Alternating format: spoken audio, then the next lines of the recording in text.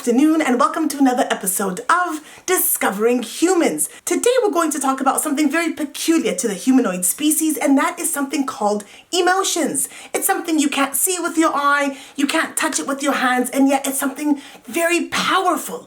Now, what are emotions really? They are feelings that the humanoid species feel at the moment. They could be sadness, joy, embarrassment, frustration, anger, loneliness. The interesting thing about emotions is that people who can understand the emotions that they're experiencing and the emotions of their fellow humanoid species, they are what's called emotionally intelligent. They are better capable of managing their own emotions, managing conflict, communicating, so on and so forth. Some individuals from the humanoid species lack this level of emotional intelligence, but it is something they can learn. Now, as they say out in the field, if you name it, you can claim it. And if you can claim it, there is something you can do about it. Am I upset? No, I am not. A little, but... Therefore, understanding our emotions is very important, and it is very useful in understanding one another. For example, you meet someone and you're like, "Hello, would you like to have some popcorn?" And they respond to you by saying, "Go away." And you're like, "Oh no, that's so rude, I can't believe it." And you get upset. And yet, perhaps you were not aware that you were talking to a werewolf, somebody that was going through some extreme changes. Instead, you may think to yourself, "I don't know what's going on with the chap, so perhaps I'll just wish him a good day, and you walk away and you go about your day as normal. It is the adult humanoid species that are responsible for children. They're called parents. Oftentimes they want to control how their children are feeling, and perhaps this is the reason why many people grow up feeling uncomfortable in talking about their emotions. What's wrong with you? That's enough. Come on, honey, I want to see you smile. Stop that crying right now. Okay. And then he said, "I was bad at Minecraft." Stop complaining. These messages are confusing and teach the humanoid species from a young age that expressing emotions is something negative. And as a matter of fact, emotions are neither good nor bad.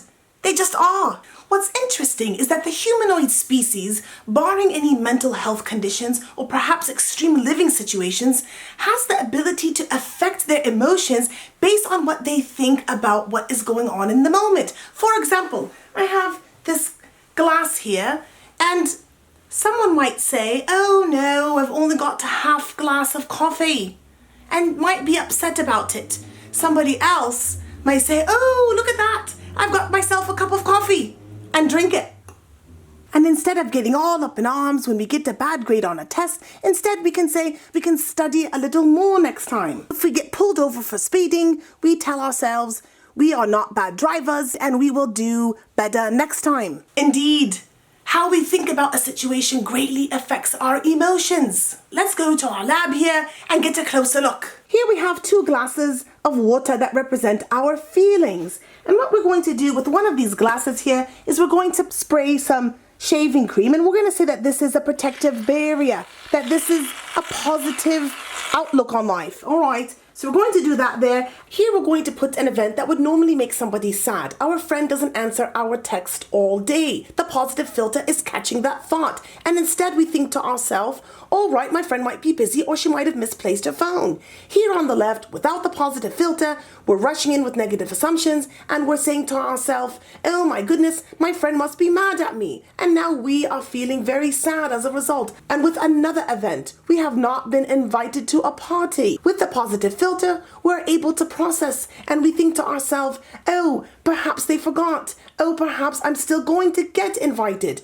As opposed to the left here, without the positive filter, we're just rushing into conclusions and we're thinking, "Nobody likes me," and that's mixing in with the sadness from our friend not answering our text, and now we're just getting overwhelmed. Well, look at on the right. Our positive filter has slowed down the thinking. It has captured those thoughts, and instead, as we see with the clear water, we are feeling just fine because we've been able to process those thoughts into positive ones. As we can see here, for the humanoid species to understand their own emotions and the emotions of their fellow humanoid species is quite valuable to their emotional health and to their well-being overall.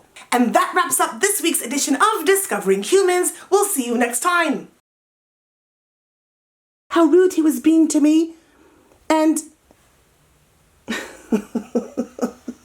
happenings here that is just quite dripping down. Oh my goodness, that's making a mess. Our emotions come through. Oh my God. Okay, no, but I should.